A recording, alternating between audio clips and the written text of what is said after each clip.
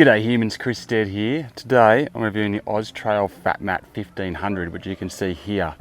Now there's two of these 3D Fatmat models in the Oztrail range. This is the queen size 1500, there's also a 750 size. Now this one here, the recommended retail price for it is $520 here in Australia, so it's a bit pricey.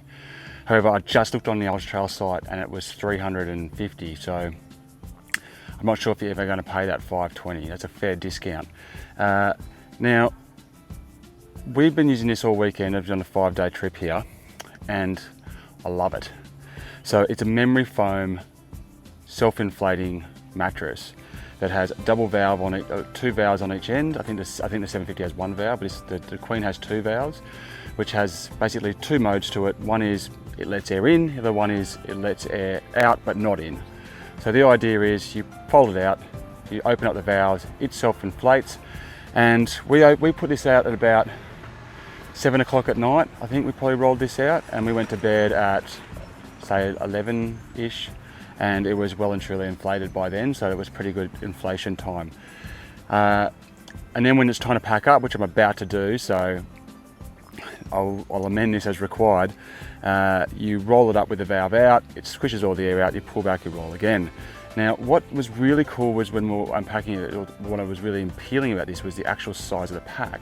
So as an example, I was using this beforehand, which is the Wanderer self-inflating air mattress. So this is memory foam, this is air. And that's just the single, and it's that big. And this Queen rolls up to about, well, I think even smaller than this. It's still 8.5 kilos when it's rolled up, so there's a bit of weight in it, not too bad. This is a lot lighter, but when the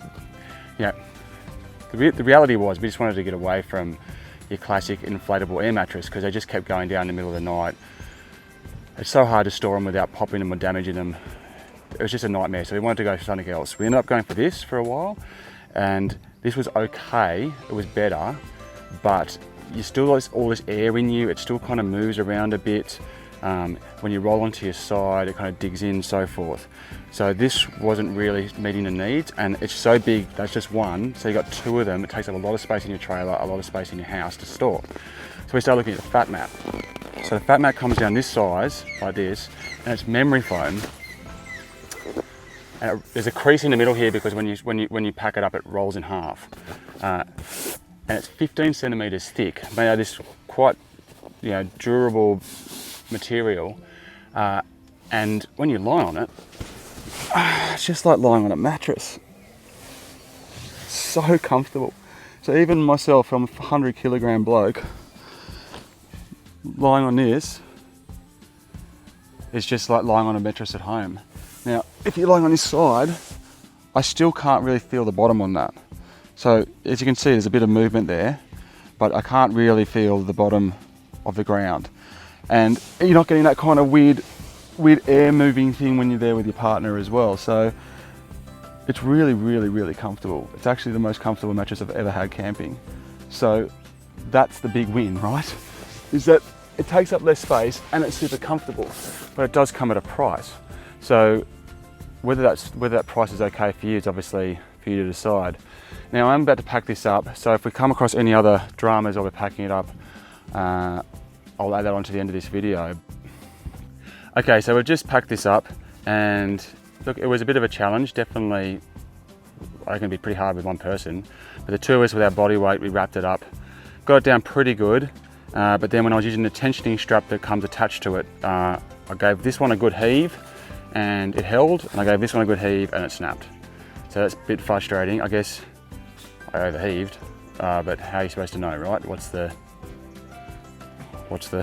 At what point are you supposed to stop? So obviously I overdid it, so I don't know if that's really a failure. I think I gave it a good pull. Now there's more tensioning straps on the outside to get it down, but this is a lot bigger now than it was when I got it from the shop. To be fair, the bag had so much slack in it, I kind of thought, yeah, this is never going to roll up like it used to. It's now bigger than one of these, but not bigger than 2 of these. And I think with a few more goes at it, we'll probably get another 10-15% down on this size right here, especially when I go buy a new tensioning strap to fix that. Anyway, so pack up, bit of effort, Doesn't make me any less keen on it, but yeah, that was my experience. So just be careful when you're tensioning these straps. My overall verdict on the FatMat 1500 is I love it. As a big bloke who wants to be able to store things relatively easily, but also have that kind of support from my back and my side and my neck while I'm sleeping and camping, this is great. It also insulates you 15 centimeters of memory foam between you and the ground as well, so you've kind of got that extra insulation on cold nights. You're not just like right on the turf as you can tend to be. So stoked with this one. Definitely recommend looking at it if you've got the budget and can afford it.